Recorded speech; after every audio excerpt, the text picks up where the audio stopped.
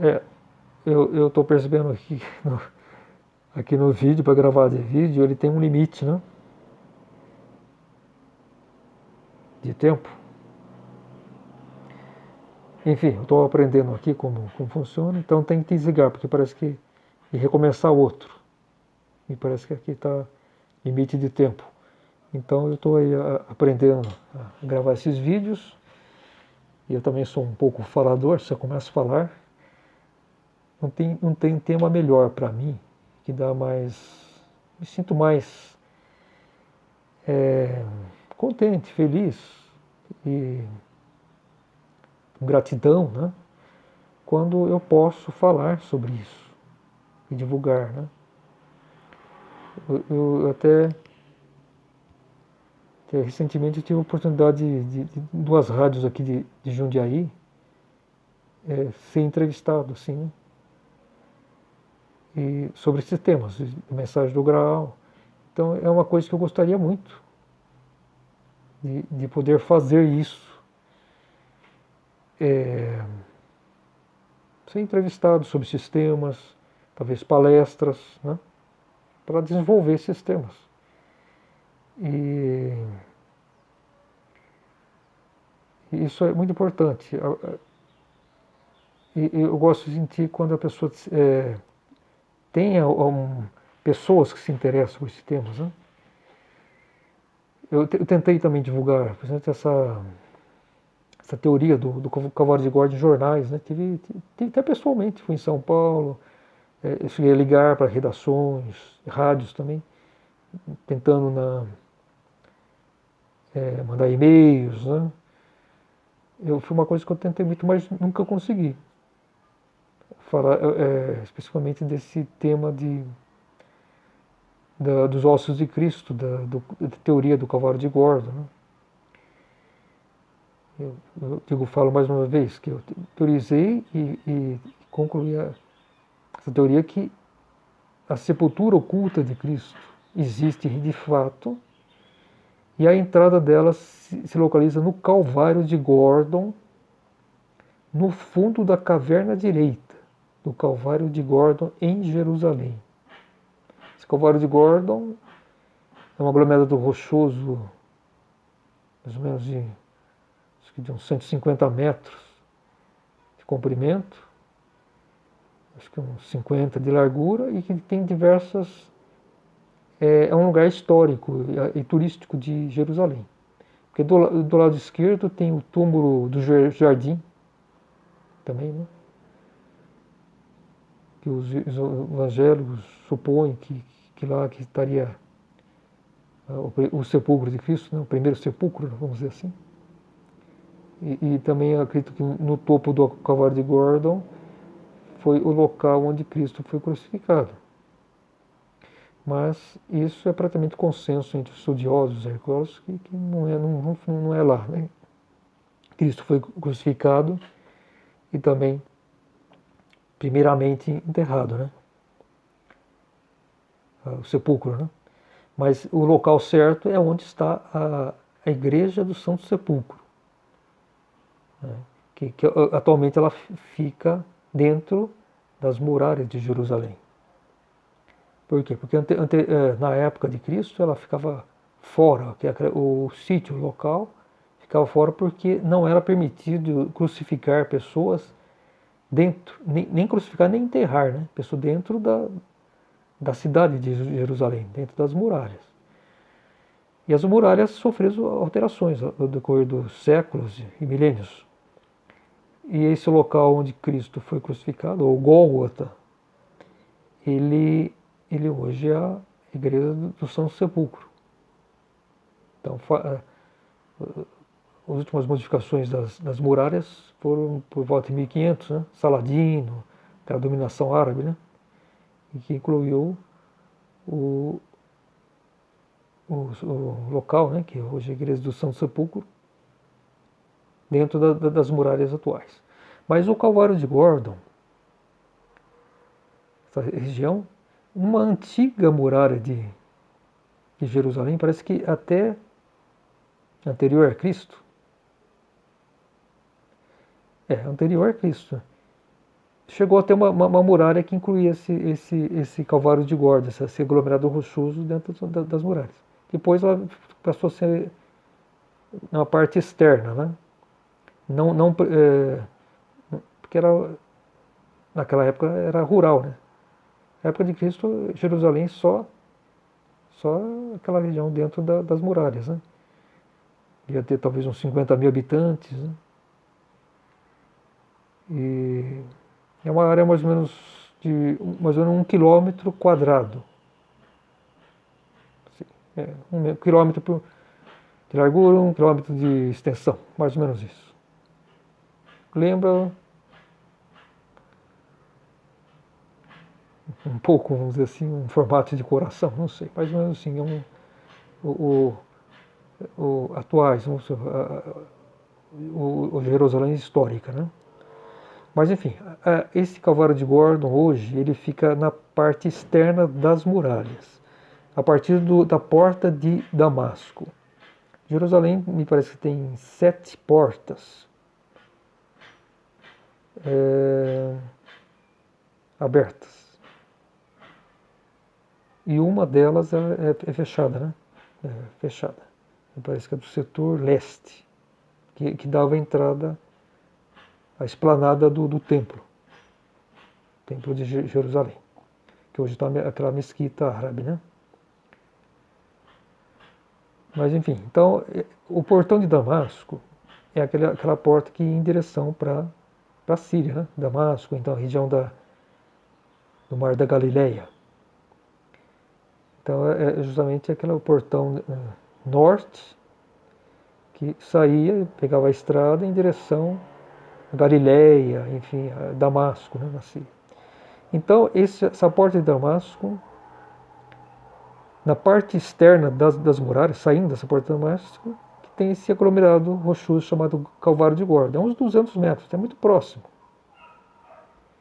Então é lá que fica esse Calvário de Gordon, onde eu praticamente tenho certeza que é o local da sepultura oculta de Cristo, onde estão guardados os ossos de Cristo. Enfim, então eu acho que agora pode ser um novo canal assim de comunicação para divulgar a mensagem do grau, esses temas, né? Os 3 dias de escuridão, o juízo final, o Nibiru. Né? O Nibiru, pelo que tudo indica, é o grande cometa que a Bidruchin falou na mensagem do grau, que é o cometa do juízo final, né? Que vai fazer a limpeza na Terra e propiciar o reino do milênio. Quer dizer, a era da luz e da verdade. Né? Acabou. Depois disso acabou. As falsas crenças. Quem viver na Terra vai ser, lógico que também tem as pessoas que estão em evolução, mas espíritos já vão estar livres da crença cega, porque vai prevalecer a luz e a verdade. Então, tem muito no YouTube, né, falando sobre Nibiru, esses assuntos, 3 dias de escuridão, fala de arrebatamento. Aí tem um pouco de crença cega também, né, mas são assuntos que têm algo em comum. E tem também essa questão dos astrônomos independentes, israelenses, russos, que aponta que esse astro, o Nibiru, deve chegar aqui lá para fevereiro, março de 2021. Então está muito próximo isso, que vai ocasionar os 3 dias de escuridão. Existem muitos vídeos de orientação de pessoas videntes, né? O Padre Pio também, na década de 50, fez muitas revelações sobre os 3 dias de escuridão. E hoje também, nessa linha evangélica, também tem muito isso, esses vídeos, né? Orientações, né? Fechar as janelas, enfim. Não abrir a porta para ninguém, né? Escuridão total, demônios soltos. Então é sempre bom se orientar um pouco nesse sentido. Então eu aliando essa literatura do Graal, tudo, né? Rosales von Sass, do Novo Sol, tudo vai ocorrer. E, que o que está me parecendo vai ser daqui a pouco, né? Daqui a 1 ano e meio. Então são todos esses temas que eu já escrevi notas no Facebook, publico isso, e agora estou querendo fazer essa nova experiência de falar. Agora estou fazendo uma geral, assim, só para ter uma coisa bem comum. Mas a minha intenção é fazer assim vídeos, um tema assim um pouco mais específico, de uma maneira simples, como se estivesse conversando com uma outra pessoa, né? Ou então com algumas pessoas, né? Então essa é a minha ideia, porque é uma outra forma. Eu tenho escrita, né?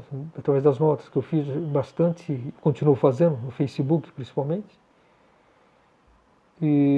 Mas essa questão do vídeo eu acho que é muito interessante. Eu até tem um canal que fala sobre espiritualidade, de Flávio Vale. Ele tem muito temas de Nibiru, discos voadores, esse tema ligado, vamos dizer assim, à espiritualidade, né?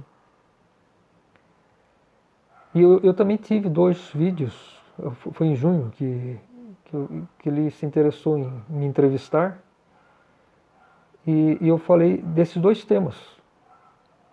Quem se interessar também, acessa lá o canal do Flávio Vale e procura esses 2 vídeos que eu gravei, um do tema de Nibiru. Parece que o tema Novo Sol e Nibiru. Foi o tema que eu desenvolvi, com base nos meus estudos, né, que fala do Novo Sol, sobre o livro do Juízo Final, de Rosales von Sass. O livro do Juízo Final, de Rosales von Sass, que é um livro fundamental para a espiritualidade, que trata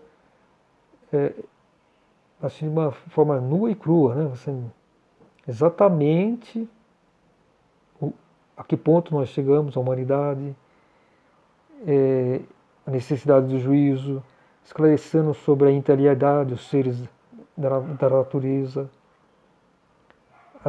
as modificações, o grande cometa. Então é um livro fundamental para aqueles que querem se aprofundar na espiritualidade. Além da mensagem do Graal, né?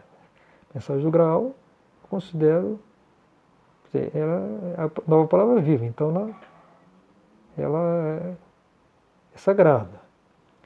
E o livro do Juízo Final e a literatura de Rosales von Sass, bem como a literatura do Graal também, ela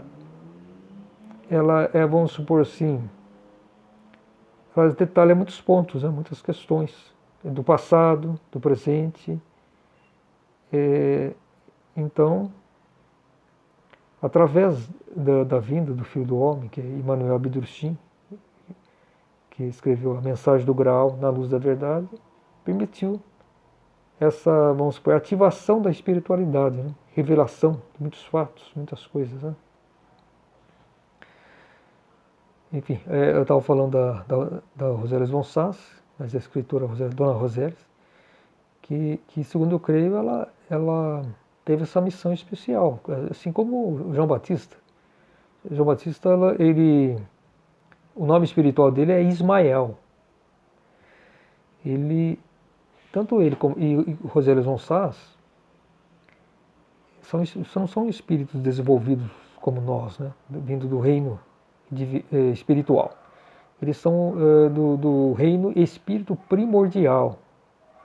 E foi aquela primeira criação que surgiu após vamos supor, após a criação do reino divino, vamos dizer assim. A expansão depois foi a criação, que é narrada de forma figurada, né, um tanto distorcida na Bíblia, mas que se refere à criação espiritual. Então a gente está aquele plano espírito primordial. Então o espírito de Rosales von Sass Ismael, vieram daquela região. Então, e Ismael ele viveu anteriormente como Sargon, ele foi da Suméria, né? Sargon, e Ismael foi como o nome de Ismael, na época de Moisés, 1500 anos antes de Cristo. Ele era um hindu, tinha uma tribo, uma civilização muito desenvolvida espiritualmente. Ficava, me parece, nas regiões montanhosas. Não, com certeza, né? Tem um livro que fala, livro A Vida de Abdurrahim, editado pela Ordem do Grau na Terra, site www.graal.org.br.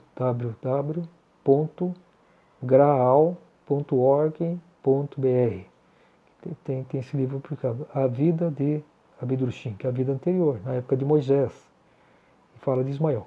Ismael veio como João Batista, o anunciador de Cristo. E Rosélia von Sass, por sua vez, ela também teve outras encarnações. Ela primeiro viveu como Tisbe,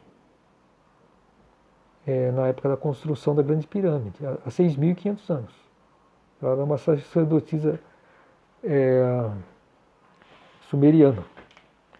E a história dela está narrada no livro de Rosélia von Sass, A Grande Pirâmide Revela o Seu Segredo.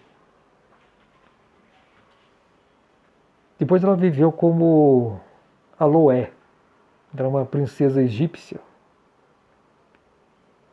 A história dela também está narrada no livro A Vida de Abdurrahim.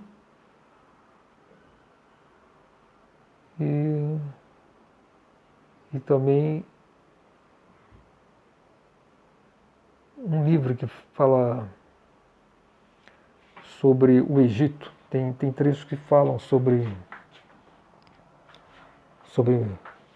aquela época de Moisés, né? E deixa eu pegar um catálogo aqui dos livros, aí eu já sei exatamente o nome do livro, né? A referência sobre essa, que seria então a segunda encarnação, me parece, né? Que eu acredito, que de Rosélia von Sass aqui na Terra, como uma personagem Aloé, uma princesa egípcia, e ela, na época, ela conheceu também o príncipe Abdurrahim, e ela foi mãe de Naromi, que nessa época atual ela encarnou como Irmingard, né? Tinha o nome de Naomi, era a filha de Aloé. E ela viveu no reino de Abdurrahim, ele foi o mentor de Moisés. Foi através dele que Moisés pôde libertar o povo de Israel da escravidão. Olha, o livro aqui, eu estou vendo aqui no catálogo, é Aspectos do Antigo Egito. Então fala também sobre Moisés, sobre enfim, também alguns faraós daquela época, né? Do Egito, né?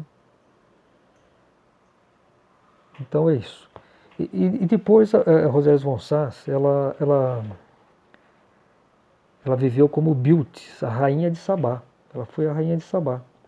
E a história dessa encarnação de Rosélia von Sass está no Sabá, o país das 1000 fragrâncias. Rosélia von Sass. Depois Rosélia von Sass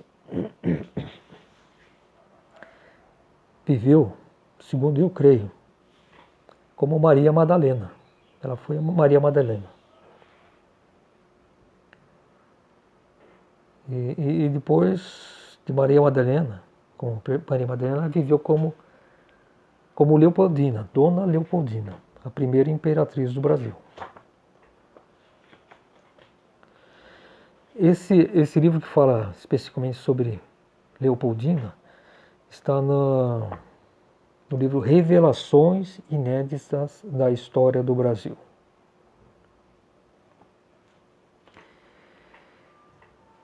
Então é isso. Bom, eu acho que dei um apanhado geral sobre sobre a minha atividade, nas redes sociais, sobre meus objetivos, assim, né, com relação à espiritualidade, né? Meu objetivo principal é a alta espiritualidade, mais alta mesmo, de acordo com a vontade de Deus. Isso só se consegue através da mensagem do grau. Não existe outro caminho, né? Então, é uma coisa que eu persisto, né? Até o último momento, e como forma de agradecimento. Isso é muito importante dizer, né? Eu acho que todo aquele que... Eu acredito que todo aquele que conheceu a mensagem do grau e se identificou mesmo, né? Quem é Abidrushim, Emmanuel, o Filho do Homem, né? Tem assim como dever se esforçar para essa divulgação. Até como uma forma de agradecimento pelo que recebeu, né? Então, o que seria isso? Primeiro, amor a Deus, né? Fazer a vontade de Deus. Quando você faz a vontade de Deus, automaticamente você está beneficiando a si próprio e ao próximo. Então, às vezes, eu já divulguei com uma forma muito enfática, né? A questão de crença cega. As religiões, em geral, está tudo entregue às trevas. Na verdade é essa, ao anticristo, né? A Lúcifer, os interesses do anticristo. Agora, só através da mensagem, né? A gente pode tomar conhecimento e divulgar isso. Então, eu sempre divulguei com uma forma bem enfática, nas redes sociais. Já tem muito bate-boca também, né, com leitores, que não aceitam crença cega, enfim. E eu não gosto assim de ser mórbido, muitas vezes muito político, muito, né? Então, se eu entrei nas redes sociais, é para defender o meu bom ponto de vista. Doa quem doer. Eu estou na minha página também. Agora, infelizmente, tem pessoas que se acham o direito de entrar na sua página e ofender, né? Tem pessoas, principalmente cristão, entre parênteses, chamados cristãos. Na verdade, são espíritos decaídos que estão na crença cega. Todos não estão cumprindo a vontade de Deus, né? Então se revoltam, né? Enfim, e atacam o que lhes parece diferente. Hoje em dia não muito, porque também esses tipos de pessoa eu bloqueio, né? Acabou, não tem. Às vezes eu discuto assim um pouco, um gajo um pouco forte e tal, mas quando começa a cair para ofensa, assim, não dá, não tem diálogo. Então fique a pessoa com o caminho, bloqueia e acabou, né? E também muitos também me bloqueiam, né? Porque não se identificam. Talvez as pessoas já se convenceram que minhas convicções são firmes, né? Eu não modifico minhas convicções. Eu tenho muita convicção do que eu falo, muita convicção, muita certeza. Então, às vezes a pessoa também percebe e também não quer se envolver, então bloqueia. Porque eu também, depois das eleições, que eu vi que o caminho para o Brasil é a direita, uma direita sem faticismo, sem nada daquela visão deformada da direita. A direita, a visão fundamental da direita é a correção, é a espiritualidade. Lógico que muitos fundamentos da direita também está em desacordo com a pura espiritualidade também, porque tem também crença cega, enfim. Mas ela com agora a direita no Brasil, através do nosso presidente Bolsonaro, né, ela busca isso, né? Uma correção. Então, eu também sou monarquista, né? Monarquia é o melhor sistema de Estado que existe para a formação de Estado. Até tem uma frase que eu já divulguei. Sem monarquia, sem Estado. Mas a monarquia também ela tem que se alicerçar, a verdadeira monarquia, na espiritualidade. Então ela também tem que se livrar de crenças cegas. Né? Então, eu digo, uma monarquia, todos os governos de países deveriam ser monarquias. Mas a monarquia ela tem que se fundamentar na espiritualidade, na pura espiritualidade. Porque a função de monarca é dirigir o seu povo com base na pura espiritualidade. Então, e ele ser um protetor, o maior protetor da espiritualidade. E qual a espiritualidade fundamental? É a mensagem do Graal. Então, um monarca, ele também não vai ser um monarca perfeito, de acordo com a vontade de Deus, se ele está, mesmo que ele tenha boa vontade, enfim, tem uma moral ilibada, enfim, mas se ele não tiver esse aprofundamento espiritual, ele de qualquer forma, essa monarquia não vai estar completamente solidificada. Então é essa a questão também, né?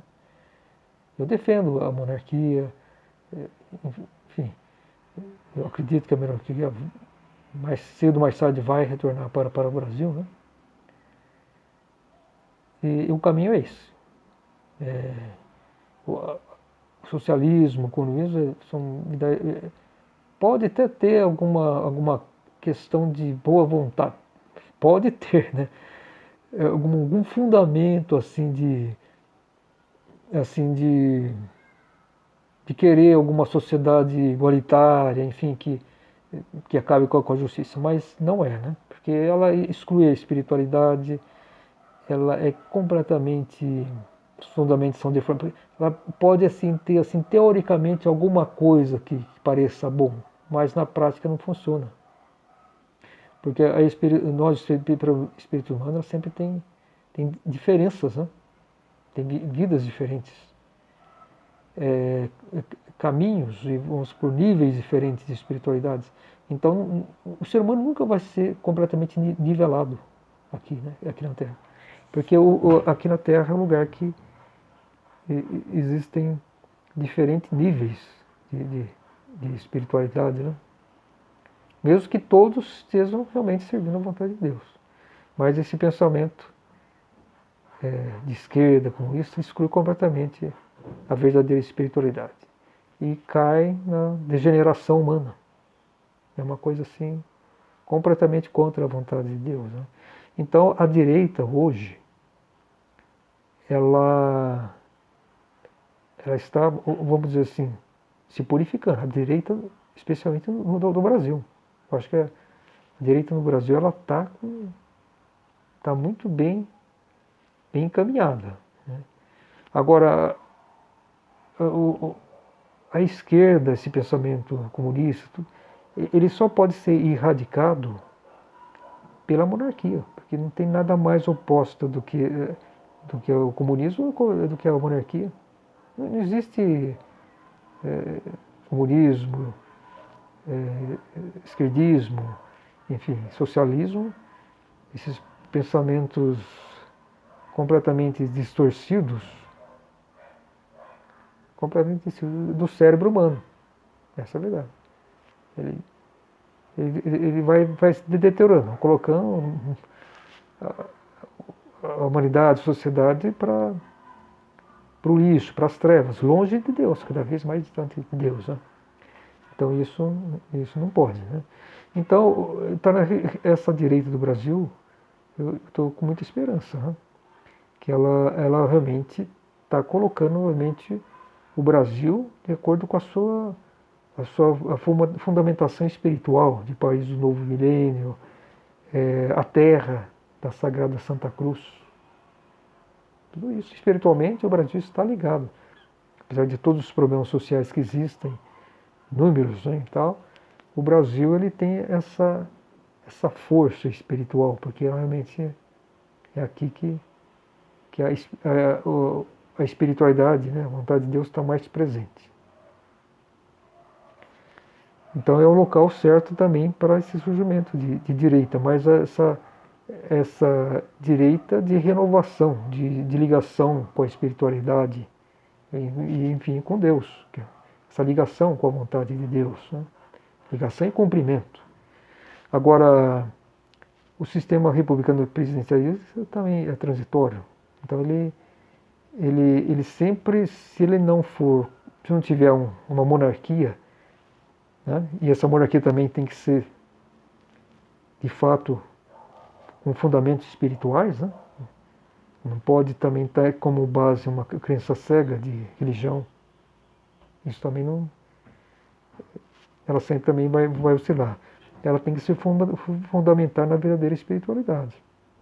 Então, isso que vai garantir essa sociedade, assim, vamos dizer, harmônica, séria e cumpridora da vontade de Deus. Bom, enfim, então é isso que eu tenho a dizer, assim, como assim, em uma introdução assim, sobre meus objetivos aqui agora nas redes sociais e agora que eu vou procurar gravar alguns vídeos tentando, meu canal no YouTube, né, quem desejar acessar, é Antônio César Domingues Eto. Já postei alguns vídeos, um pouco também sobre a natureza, assim, as regiões aqui. E eu tenho estou com esperança que esse canal, esses vídeos, pode dar uma nova impulso na divulgação da espiritualidade, que fundamentalmente é a mensagem do grau. O fundamento, a essência, né, para nós, né, para nós seres humanos, que queremos, de fato, cumprir a vontade de Deus aqui na Terra, para o nosso próprio benefício, né, é a mensagem do grau. Então, isso é fundamental, todo o meu trabalho visa isso. E que lógico, é também a minha realização espiritual, também para o meu benefício próprio, né? De acordo com o meu objetivo, com a minha finalidade na vida terrena. Eu considero isso. A principal finalidade é